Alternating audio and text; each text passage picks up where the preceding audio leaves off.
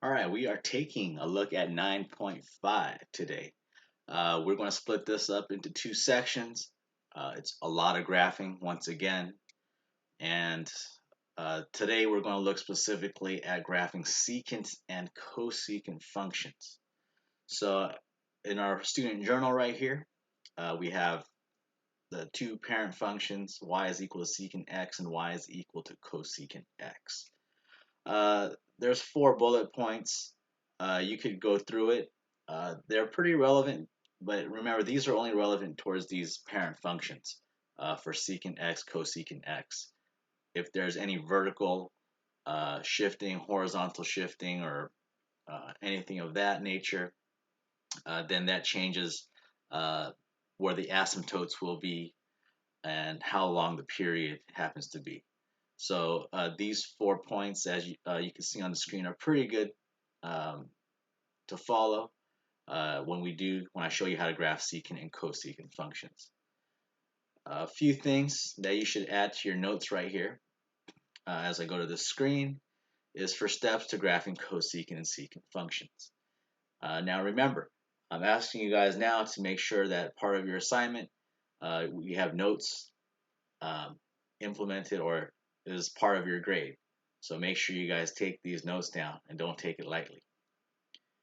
So the steps to graphing cosecant and secant functions right here are as follows. I try to break it down into 3 simple steps first. First, we're going to graph the inverse of the cosecant and secant function. So if it's cosecant, what you're going to actually graph first is the sine function. If we have a secant function, then you're going to graph the cosine function first. After you graph the functions, then let's draw the vertical asymptotes. Those are points that are on the x-axis, or that's where the vertical asymptotes will end up being. And then step 3, let's use the points to draw the cosecant and secant function. And then I'll show you how we put all of that together at the very end. So now that we have those steps, uh, hopefully you have your graph paper out. And let's figure out how do we graph a cosecant function. So we have y is equal to cosecant x. Because we are starting off and we need to graph the inverse of the function, that's why we still need to figure out what is the amplitude and what is the period. So let's get started right here. Remember our amplitude. In order to find that, it's the absolute value of a, and in this problem, a is equal to 1, and b is also equal to 1. So if a is equal to 1, our amplitude right here is an absolute value of 1, which is 1. So there's our amplitude. Our period right here happens to be 2 pi over absolute value of b. So it's going to be 2 pi over 1, which is 2 pi. All right, so that's our period, that's our amplitude. So let's take a look and let's plot our points. Remember, we always have 5 points right here. So I'll go ahead and make our intervals. We have 1, 2, 3, 4. At the 4th one, that is 2 pi. And then remember, at the first hash mark, that's a quarter of the entire period. So 1/4 of 2 pi is going to be, well, in case you forget, remember we have 1/4 times 2 pi. And then you can go ahead and simplify this down, and it becomes pi over 2. Okay, halfway point, that's going to be 2 pi divided by 1/2, because think about halfway, 1/2. So that this will right here become pi. And then we take 3/4 and multiply that by 2 pi, and that'll get us 3 pi over 2. So once again, remember I've been asking you guys to memorize this. You'll see the same intervals a lot over and over, and you can see it again right here, especially with these parent functions. Okay, so now that we have our intervals, let's go ahead and plot our points. When it comes to our, remember, cosecant, so the inverse of this is sine, and sine functions, they start at the origin. So our first point will be right here at 0, 0. Also, don't forget we have intervals of 1, or sorry, our y-axis, let's do intervals of 1 because our amplitude is 1.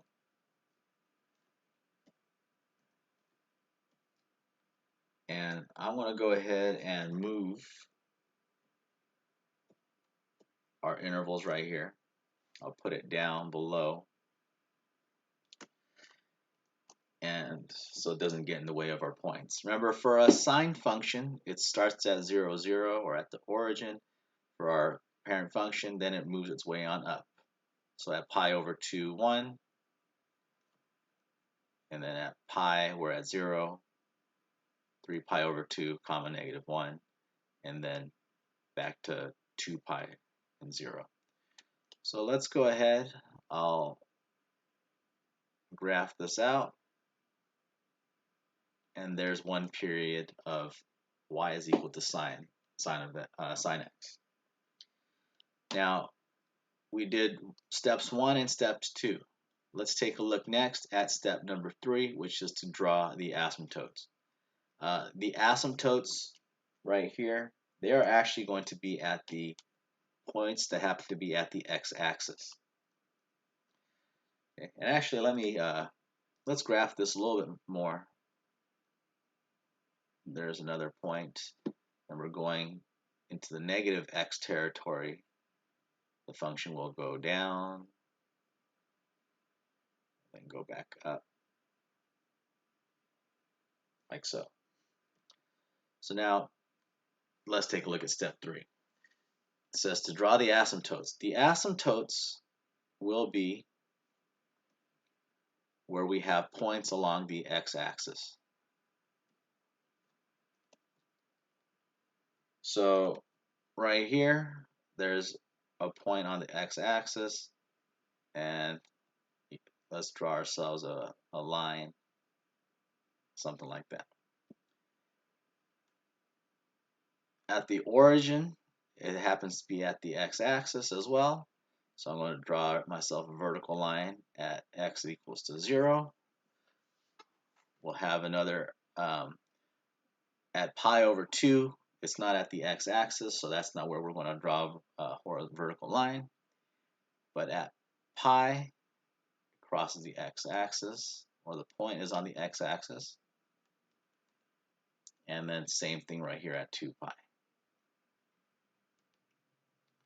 So for our final step now, what I'm going to do is draw the inverse. The inverse will be in between the asymptotes.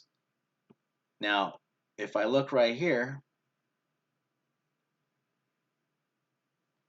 what you're pretty much going to do is you start at that point, and you will draw something that looks like the shape of a parabola. Okay, and it's going to go downwards. Right here at this point, at pi over 2, comma 1, it's going to be start right there. That'll be our starting point, and we'll draw an upward shaped parabola. So it's going to go upwards. It's bound between the asymptotes. And that right there, guys, is how we draw a cosecant function. So you start off with first, you want to graph the inverse, find the amplitude, find the period, plot your points, and then from there, after you have your points, your asymptotes, you can draw your function, which I have there in green. In your homework, you're going to have both of it down, or else I don't know how you're going to realize where's the intervals at. So make sure you label them, and then also draw your asymptotes. All right, so there's cosecant of x. Let's go next to secant x. So remember, the inverse of secant right here happens to be cosine. So what we're going to start off first is we're going to have to draw a cosine graph. Amplitude, or let's say A is 1, B is 1. So amplitude, guys, is absolute value of A. So our amplitude If it's absolute value of A, it's 1. Our period right here is 2 pi over B, which is going to be 2 pi. Let's go through this. Go ahead and we'll make our intervals. If my period is 2 pi, there's 2 pi right there. And then we'll break it down. 1/4 of the period is going to be pi over 2. Half of 2 pi is pi. And 3/4 of 2 pi is 3 pi over 2. All right. So now that we have this all broken down, let me go ahead, put this together. I'll move this down as well.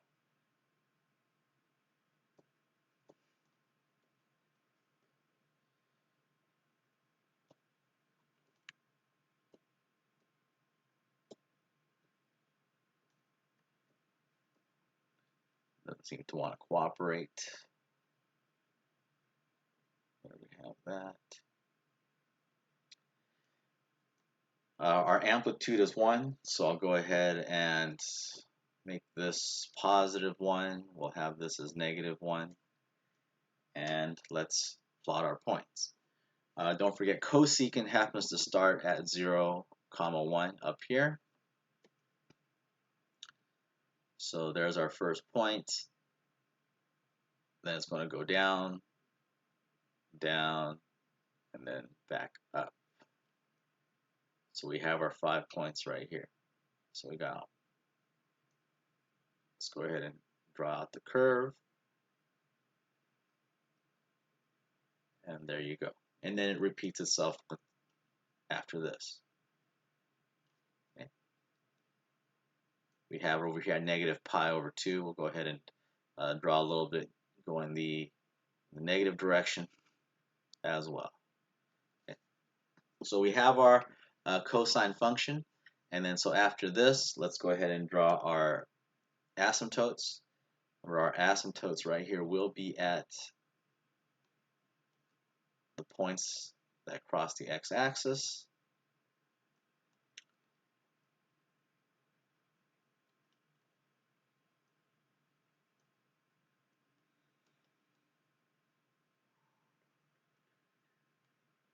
So after we do that, we'll go ahead and go to the maximum and minimum of each part of the graph, and then we'll go upwards right here. And it's going to stay in between the asymptotes, these little sections that happen to be, or parts of the graph that look like parabolas now. All right. And remember, the function gets close to the asymptote but does not cross.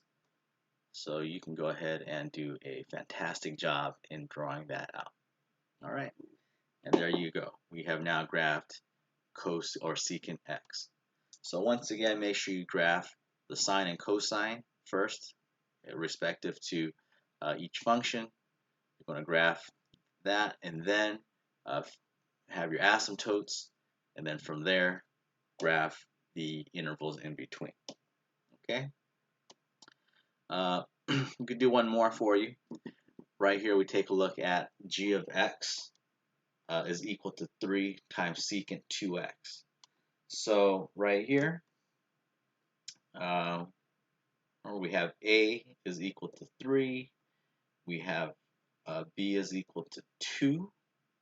All right, so we got a lot of action going on right here. And then the inverse of secant is cosine. So what we're going to draw first is a cosine graph. We start off, we have our amplitude, and don't forget amplitude is absolute value of A, so absolute value of 3 is 3, and that's your amplitude. And then we go ahead and figure out our period, which is going to be 2 pi over B, which is absolute value of 2, and that is going to be equal to pi. And we have ourselves a little bit of a shrink there. as we could tell when our input right here, or b term, is 2, right? We always take the reciprocal of that, and it's 1/2. And so typically, our parent function was, let's say this is interval of 2 pi. So if it's pi, it's going to be half of that. That's exactly what happened right here. So we'll plot our points. We'll make up our intervals. We have ourselves, so we got 1, 2, 3, 4. At the 4th hash mark, we have ourselves pi. And in between right here, should be pretty easy. 1/4 of pi is pi over 4. Half of pi is pi over 2. And 3/4 of pi is 3 pi over 4. So those are all of our intervals right there. And let's go ahead, I will move it down right here.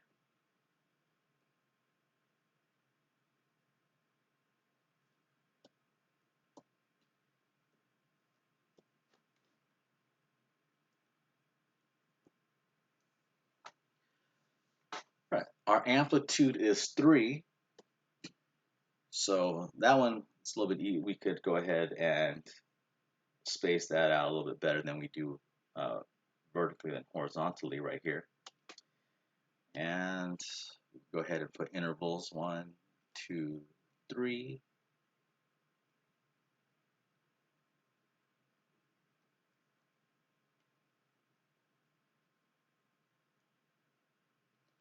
-1, -2, -3.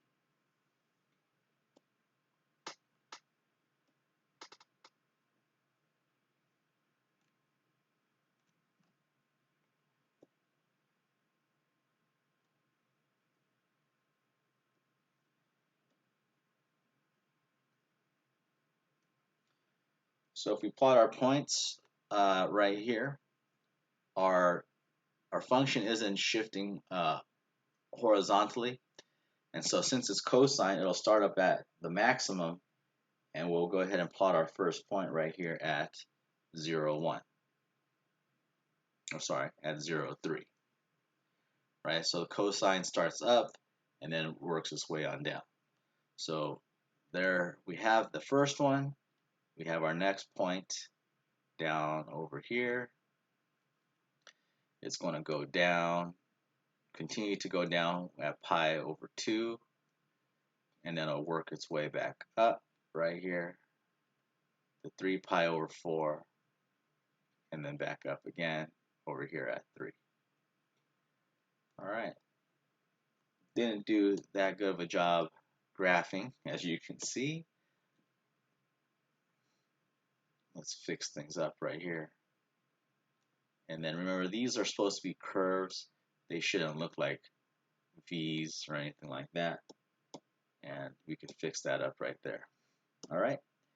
And it's probably a lot easier for you guys to do that on paper than it is to do it on a tablet. All right, so there is our function. We'll just do one period of it right there.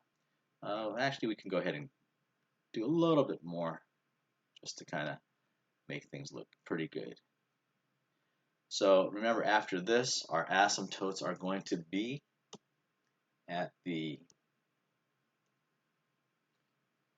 wherever the function crosses the x-axis. So I'll have an asymptote right here. Let's put another asymptote right here at pi over 4. Then also at 3 pi over 4, and then over here. And so finally, we'll start with the maximum, and then we'll go opposite direction. So we're going to go up. So there's one part. This down here. See where that goes. And right here. Graph it right there as well. All right. And so there you have it. We have now graphed 3 times secant 2x. And so your actual answer is the one in green. However, to be able to graph this by hand, you're going to have to, once again, draw the inverse function first, which you guys are familiar with. You know how to draw sine and cosine, because that's what was learned in 9.4. All right, so that concludes this part of 9.5, and then I will come back and show you 9.5b.